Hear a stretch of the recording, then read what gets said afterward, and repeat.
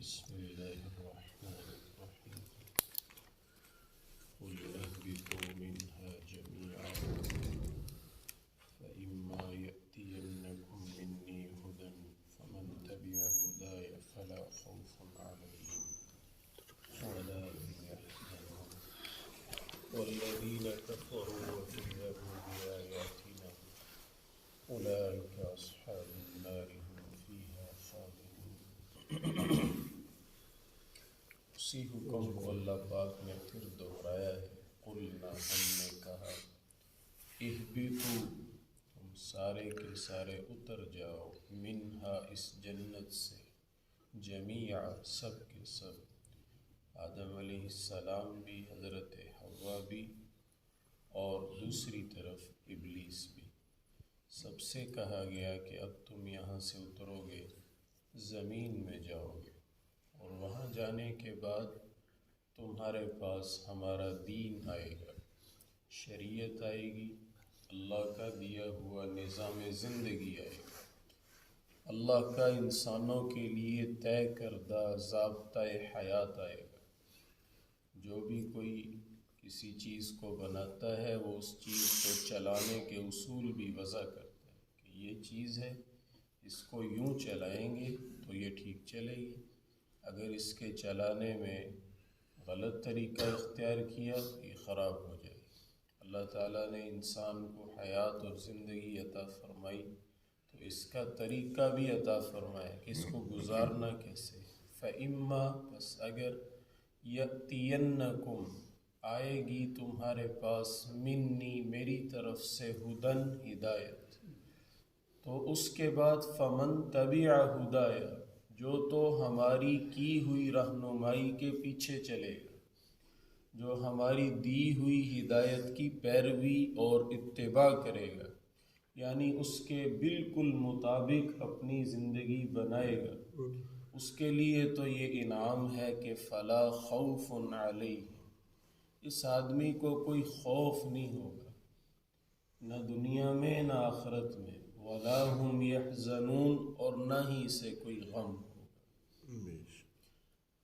ہمارا انسانی تجربہ ہے، جس انسان کے دل میں جتنا اللہ کا خوف ہوتا ہے اس کے دل میں باقی مخلوق کا خوف نہیں ہوتا، اور جس کے دل میں اللہ کی محبت زیادہ ہوتی ہے اس کے دل میں چیزوں کی محبت اتنی زیادہ نہیں ہوتی۔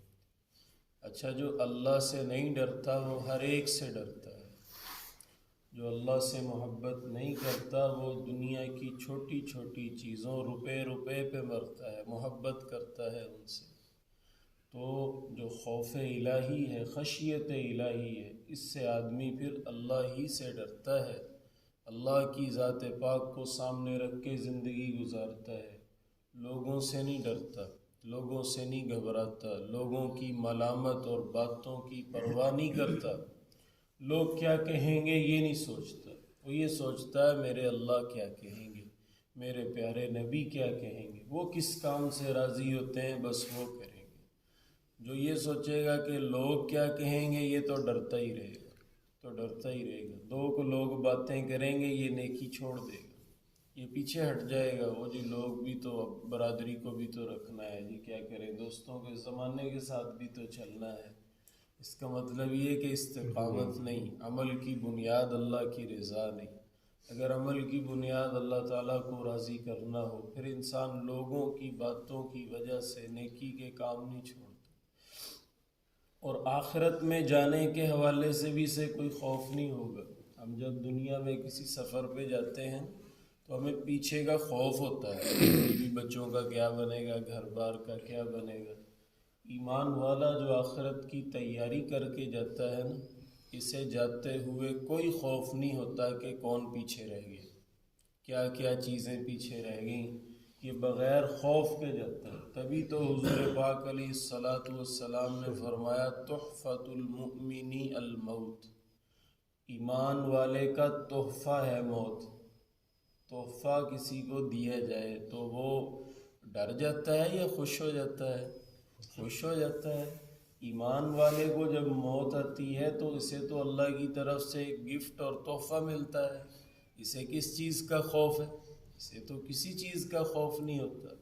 وَلَا هُمْ يَحْزَنُونَ، اور نہ ہی یہ لوگ غمگین ہوتے۔ دنیا کی زندگی میں جو لوگ اللہ کی مان کے چلتے ہیں یہ پریشان نہیں ہوتے۔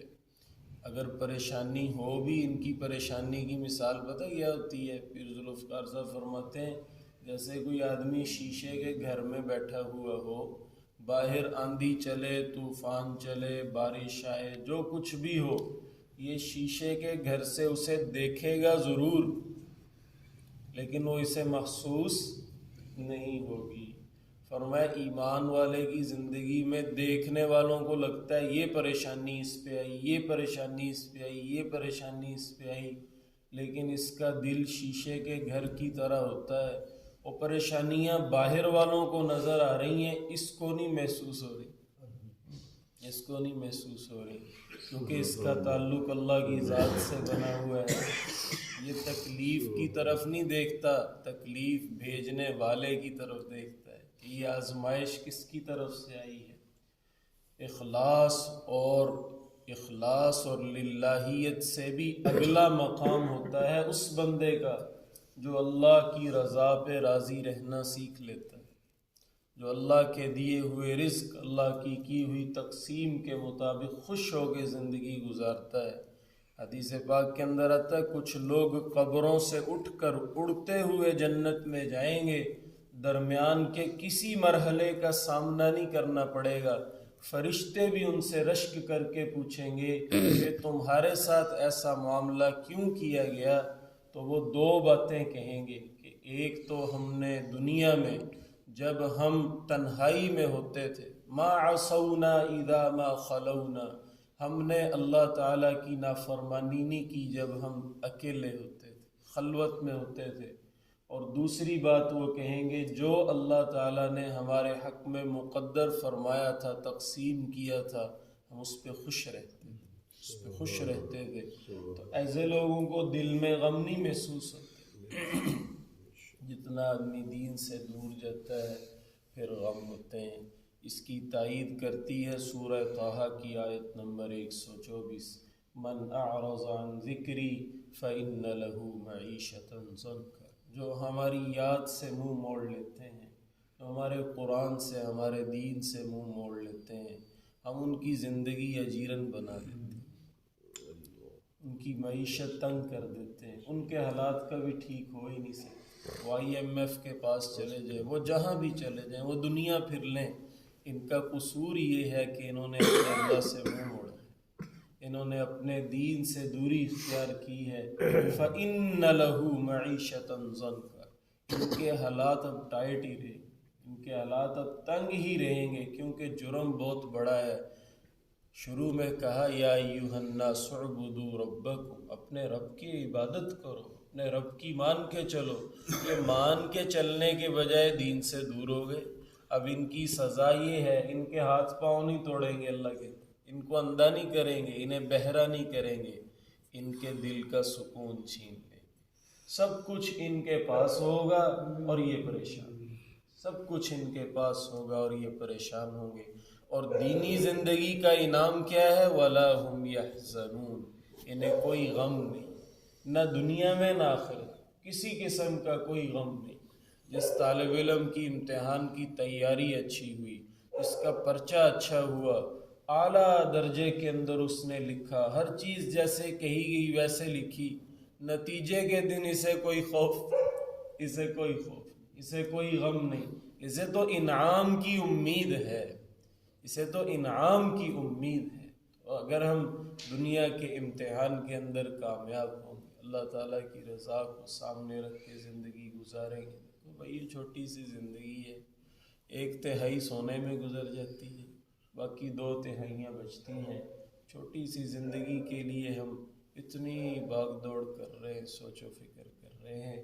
آخرت کی زندگی ہمیشہ کی، پہلا دن مقدارہ 50 الف سنہ، 50,000 سال کا پہلا دن ہے، اور آگے اس زندگی کی ابتدا ہے، انتہا تو ہے ہی نہیں، انتہا تو ہے ہی نہیں۔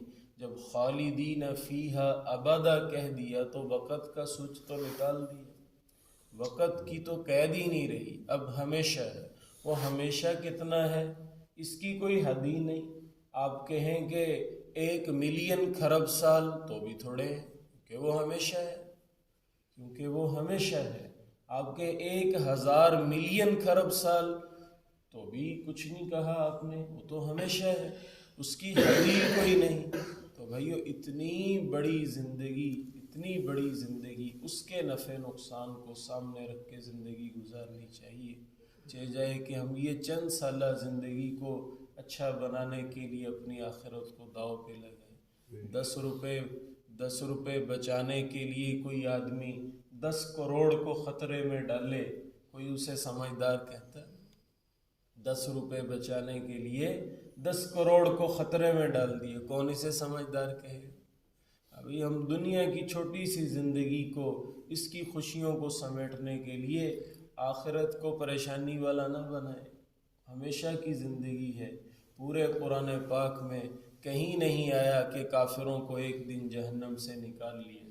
خالدین فی، ناکامی وہاں ہمیشہ کی ناکامی ہے۔ اگلی آیت میں آ رہا ہے والذین کفروا وکذبوا بآیاتنا، جنہوں نے کفر کیا، ہماری آیتوں کو جھٹلایا، اولئک اصحاب النار، جہنم والے ہیں، ہم فیہا خالدون، اس میں ہمیشہ رہیں گے۔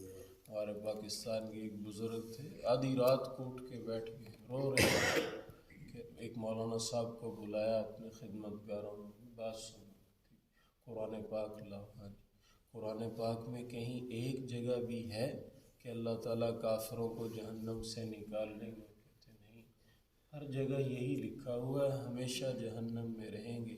فرمانے لگے ہر روز 2 لاکھ کافر مر رہے ہیں کفر کی حالت، کون سوچے گا؟ کون سوچے گا اس کے لیے؟ دیکھو بھائی، ہم ان کی بنائی ہوئی سوئی تک استعمال کر رہے ہیں، ان کے لیے دعا بھی کر رہے ہیں، نہیں کر رہے؟ حضور اپنی امت کے لیے دعا کرتے تھے ہدایت کی، ہدایت کی۔ اللہم اہدی قومی فإنہم لا یعلمون، یا اللہ جن کو پتہ نہیں ابھی دین اسلام سے واقفیت نہیں، انہیں سمجھ نہیں۔ جب آپ برانڈ پہنے نا، امپورٹڈ چیزیں پہنے، تو ان کے لیے ہدایت کی دعا بھی کیا کریں۔ دیکھو دنیا کے ایسے سمجھدار موبائل، گاڑیاں، مشینری، کیا کیا ایجادات کر رہے ہیں نا ہر روز، ایسا نہ ہو خالدین فیہا ابدا، اس میں نہ چلے جائیں۔ مرنے سے پہلے پہلے اللہ ان کو کلمہ نصیب فرمائے، سب کو اللہ ہدایت عطا فرمائے۔ تبارک یا ذی الجلال والإکرام، اللہم آمین۔